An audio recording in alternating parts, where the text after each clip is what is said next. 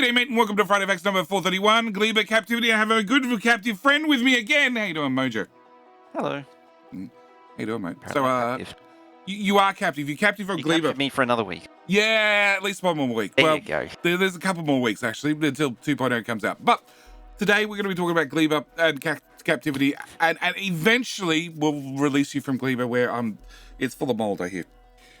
It's a very moldy planet. Yeah. Also, where JD, where a couple means four. Yeah. Okay. Yep. 4? No, it's not 4 weeks, is it? 3 and a bit. That's what I thought. All right, so Gleba. We have a couple of details about Gleba this week, and we're going to speed run a lot of this because you've got more experience than I do because you went to LAN party. I've got some experience, but there's been some minor, massive changes. So Gleba, previously, you had basically 2 different factories you used to build. One would be the biological, which we've covered. We've covered fairly extensively with the Friday Facts 314, where you'd make seeds, you'd plant seeds, you do things with seeds, you do things with the biochambers.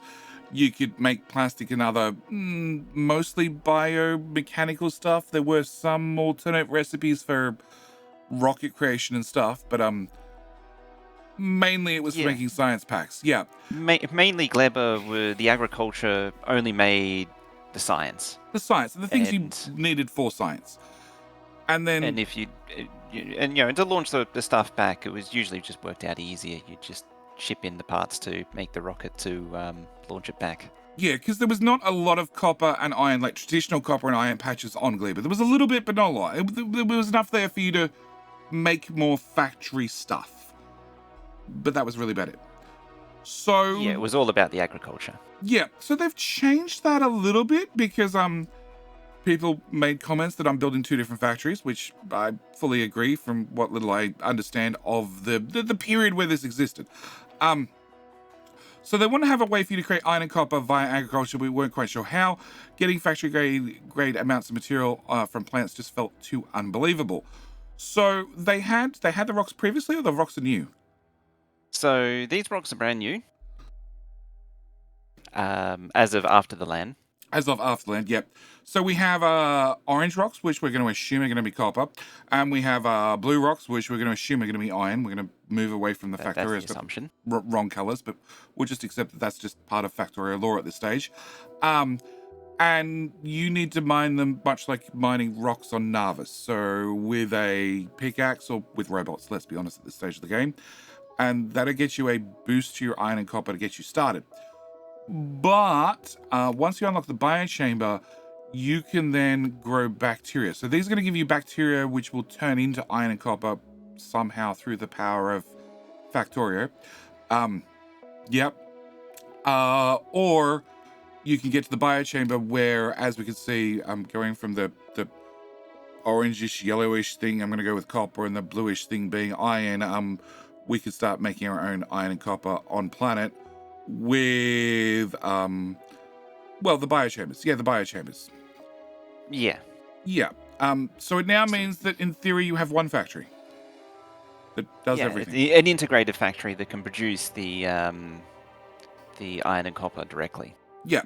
And once you no longer need iron copper, because you really only need iron copper for things like belts and inserters and other things that mostly after you're at the point of, like, I'm no longer expanding, I'm no longer building, I don't need these resources anymore.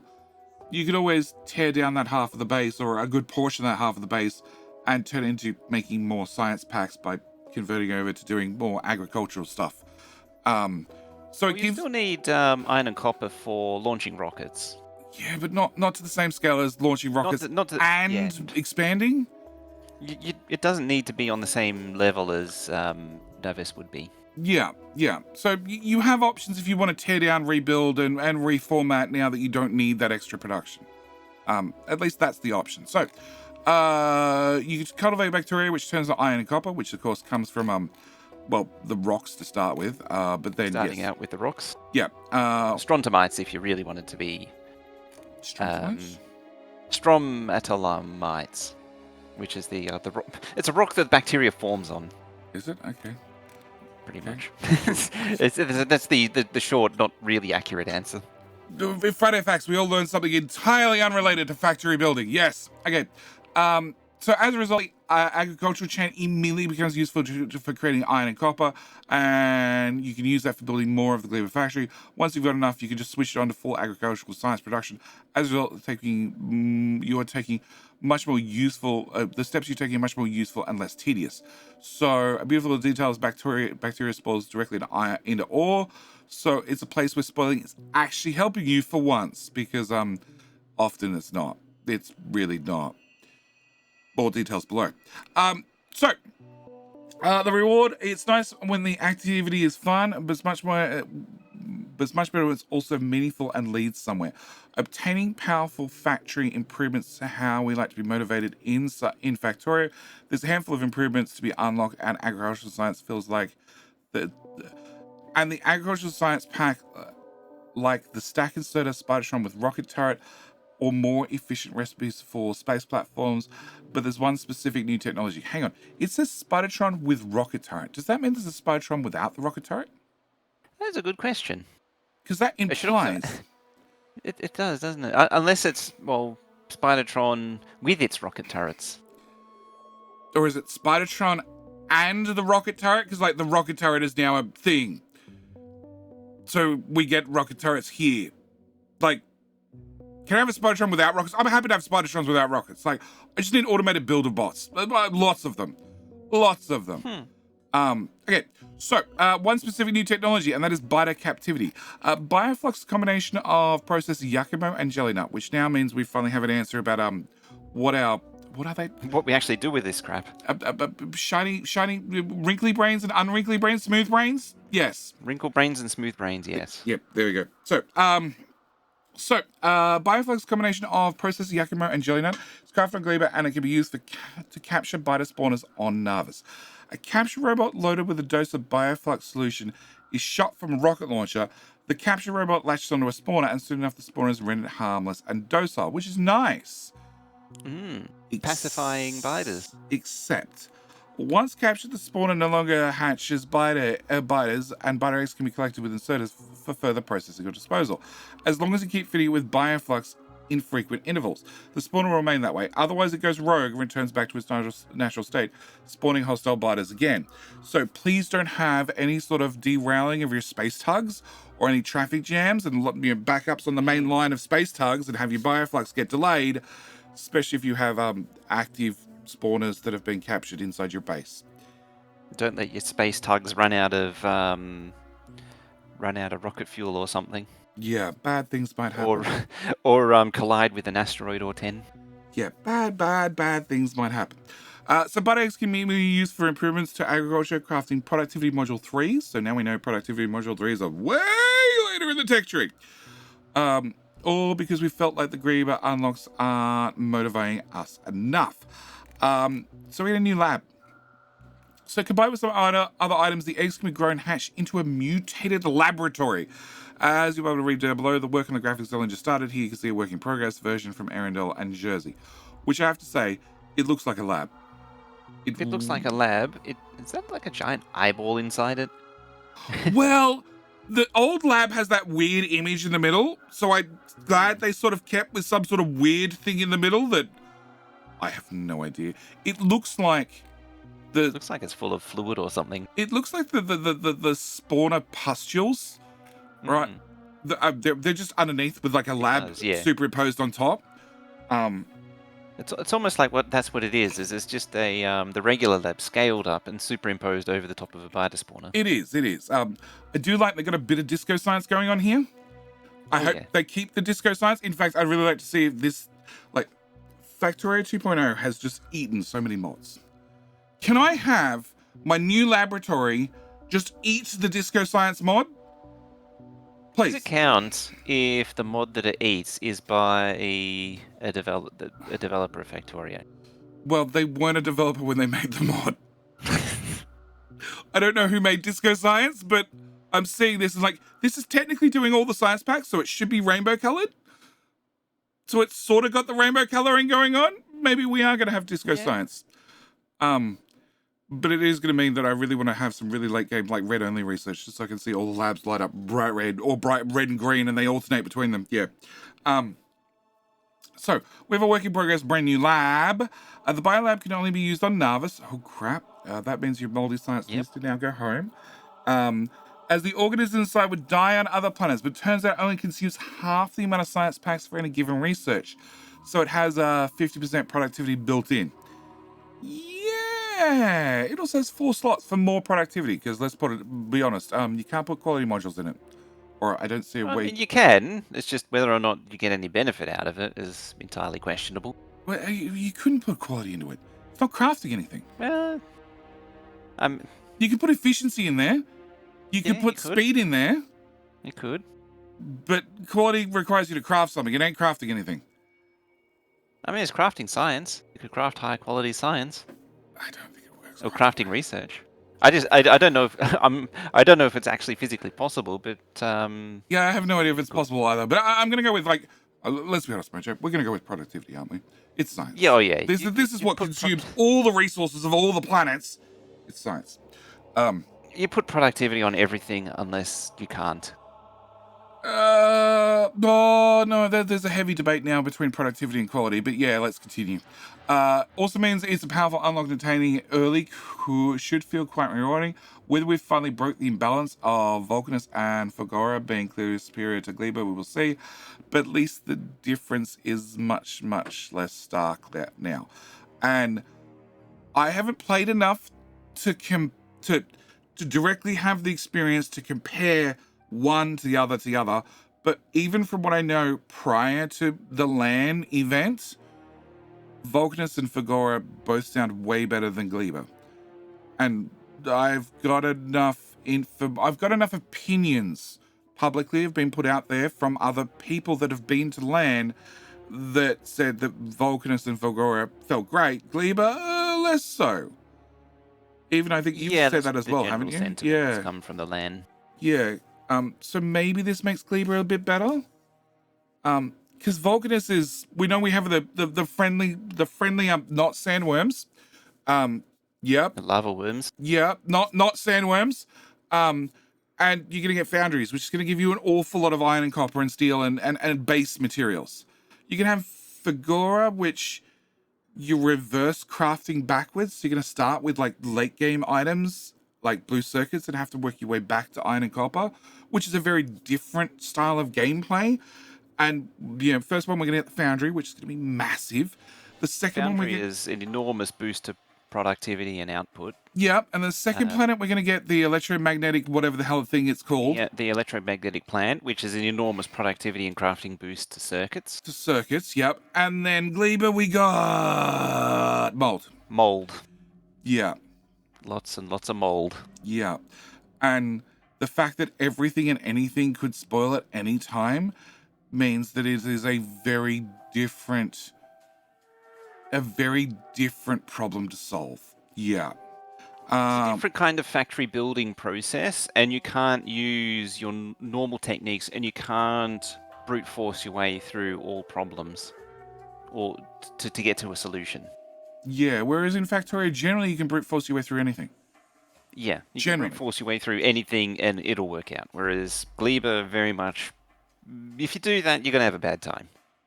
You're going to have a lot of things go moldy. So a bit of a backstory. You can have a lot of mold. Yeah. You may notice the biolab looks awfully similar to the captive biter spawner. Until very recently, as in within the last 24 hours, was pretty much what it was. So we had an entity in the game called Synthetic Biter Spawner. We added it because we felt it would be nice to be able to just place our own spawners anywhere in order to scale up the biter egg production in the typical Factorio fashion of rows of rose machines. We were trying to simplify some things in front of rewards for Gleba. The synthetic biter spawner started to lose its significance. At the same time, we felt like some powerful Gleba unlock is missing. At first, we changed to be more of a universal crafter, giving the ability to craft Narva science packs, solid fuel, rocket fuel, all with a productivity bonus similar to the foundry and electromagnetic plant. The recipes felt a bit forced. The bonus wasn't that great compared to its rivals, but it was something. Along the way, we started dreaming about turning it into a full-on laboratory. The graphics, however, will be a proper visual solution. So we put our heads together, and Albert and Erindale, we decided to make a last-minute adjustment to a proper semi-organic biolab, which include more of the typical lab structure. The finished version will be in Space Age on release date. So we haven't even seen the current picture. We have basically what you have right now in the Friday Facts, the concept art. At least I'm assuming that's there. I haven't actually looked. So yes, also means because we've discarded the synthetic biter spawner, we've added a way to craft the captive biter spawners, which you could place anywhere on Narvis you like. You can still scale up reduction conveniently. The technology is unlocked at last planet, which means it's really close. Yep. Very easy to get to. Yep, so won't get trivialized too early, and the captive spawners you will have their own quirks. I have no idea what they are, but that sounds interesting. It also means that if very foreboding.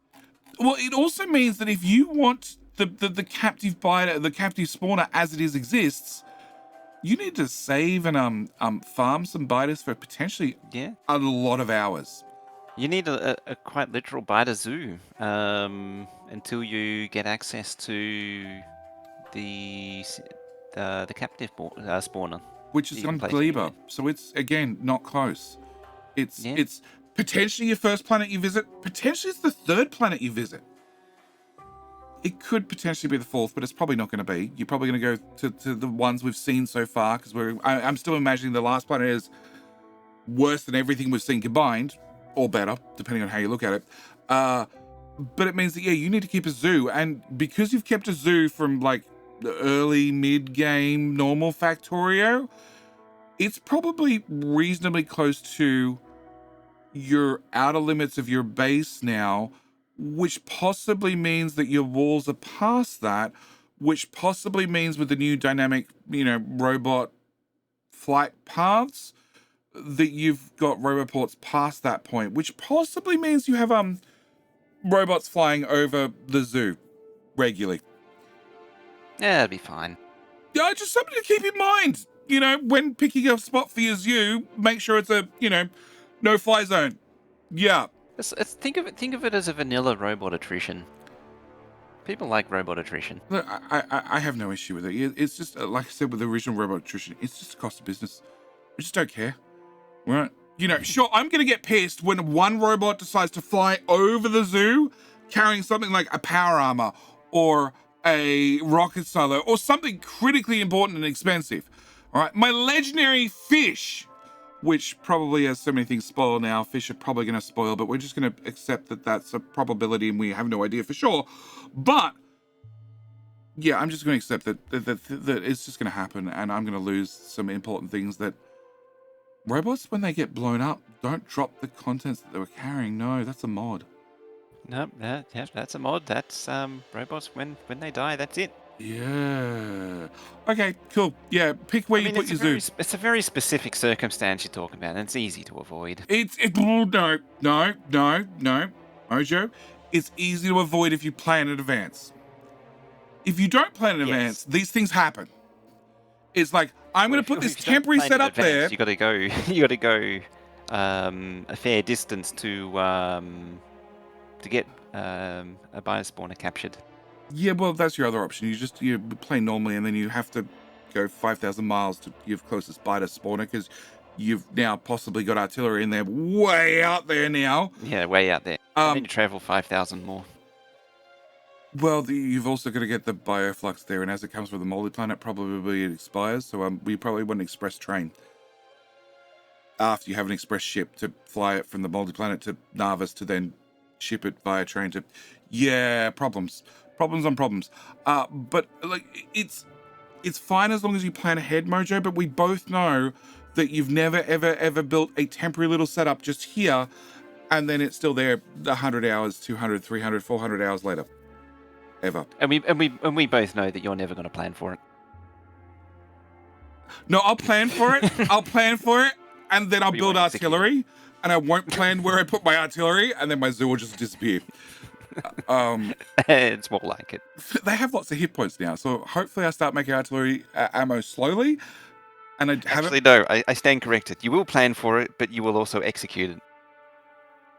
Executed as in the spawners. Yeah, probably. Look, my only hope is I haven't pre-made artillery shells, and I've made the artillery first because that's quicker and easier and cheaper to do. And then it's slowly being loaded, and now that spawners have more hit points, maybe they survive a couple of shells before I realize the mistake. Maybe. So conclusion, the idea of capturing biters has been in our heads for a long time, and in Space Age since the very first serious brainstorming going into the initial prototype. Biter eggs also make use of spawning mechanics, so they spawn alive biters. Yay! A biter-based lab has many uses before has had many uses before, and we believe it has now found its true form. Over the last few months, we've improved the experience of Gleba in many ways, tuning up map generation, cleaning up some graphics, tweaking many, if not all, the recipes, making enemies less crazy. I don't know what that means entirely, but okay. Adding new ways to obtain resources and making the rewards a lot more appealing. A lot of the changes too detailed for the context of Friday Facts, and possibly we need a whole lot of backstory, because as we covered earlier, prior to this, we knew about plastic. Yeah. Like, I know we've seen other pictures that showed other things. This was the only one that I could remember, though. Yeah, this is the only one we could find on short notice, and we're on a little bit of a short notice. But we could find plastic and... Yeah, plastic being made from agriculture, and presumably there was a few other things.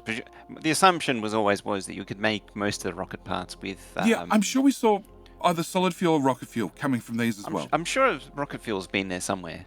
But we couldn't find basic items like iron plate, copper, green circuits, anything linked directly to a biochem lab. We could see it linked to assemblers, but not the biochem, and not with inputs that looked unknown to us, i.e. moldy stuff. So yeah, plastic was the only one that we could plastic and either solid fuel or rocket fuel were the only ones we could remember that we've seen come from some sort of mold product. So yeah, I've also noticed that they're using blue belt on Gleba, not green belt. Yes. Yeah. Okay. Probably went to Gleba first. Probably. So yeah, to understand what's been changed, the Friday Facts video blogs would be very, very long. But they'd like to express their deep gratitude for the feedback on testers, which has been immensely helpful. Speaking of testers, please be aware the content press embargo ends on the 14th, which means I'll be streaming on technically it'll be the 15th here in Australia. Yeah. I think it ends at like 11 p.m. on the 14th for us. Late at night. Yeah, so I'll be streaming on the 15th. You streaming on the 15th, Mojo? I don't actually know what day that is. Tuesday. Evening. Cool. So links to both our Twitch, YouTube, everything down in the description below. You should check us both out because we'll both be streaming on release day or soon there afterwards. But yes, if you want to avoid spoilers, you're going to have to wait a week because embargo ends a week earlier. And also there are no restrictions now, which I don't know how I feel about that, but that's something the devs have decided. So potentially you could see how to end the game on day one. Be warned. I don't plan on having that spoiler. Or if I do, it'll be in the title and you'll know about it well beforehand. Because I understand people want to find out and explore it for themselves. Yeah. Don't argue whether Bioflux is drugs or food. It's obviously ... Cool. Somebody go and complain on Reddit. Yeah. So, anything else you want to add, Someone on Reddit complained about what happens to peaceful mode. Peaceful mode is going to be a catch-22. So, on biter disabled mode, so I actually spotted this. Kavorix replied and said that no biter mode has changed, so that the spawners will still appear on the map now, but no biters will spawn from them. Oh, okay, so we have spawners but no biters. Yeah. Okay. Because so prior to that, unclear about that. That's the response. Prior to that, we had non-aggressive mode, so you had no spawners whatsoever. You had non-aggressive mode, so they wouldn't attack you, and you could run. Fully exist, but wouldn't attack. Yeah, you could run through a spawner nest and everything else. They wouldn't give a damn. Biters would be around, and if you shot them, that's when they go hostile. I don't think Factorio had a "we'll take it in the face" option, so the biters you could just shoot anyway, and they just stand there and take it in the face. I think it was always if you shot them, that's when they went hostile. By the same token, you just build 50 lasers and, shoot them once and voila, there's something hostile and your lasers just obliterate all the spawners at once because they have like 300 hit points. Not anymore. So yeah, there's a new option that's now spawners only. Which, yeah, I guess that works because you are going to need spawners. It ticks the box. Yeah, you are going to need spawners on the map, and you're also going to need to have the petapog spawner egg sac things. Yeah. So you are going to need to have spawners on both maps no matter what. Okay. All right. But yeah, it ticks all the boxes.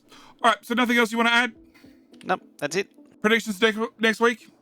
Maybe we'll what do we got left? We might see the last planet next week. Fusion, last planet. Fusion. Whether Aquilo has any friends. Still waiting for the robots that charge with lightning power from the gods that have been left stranded on the scrap planet as left over by the previous civilization. I'm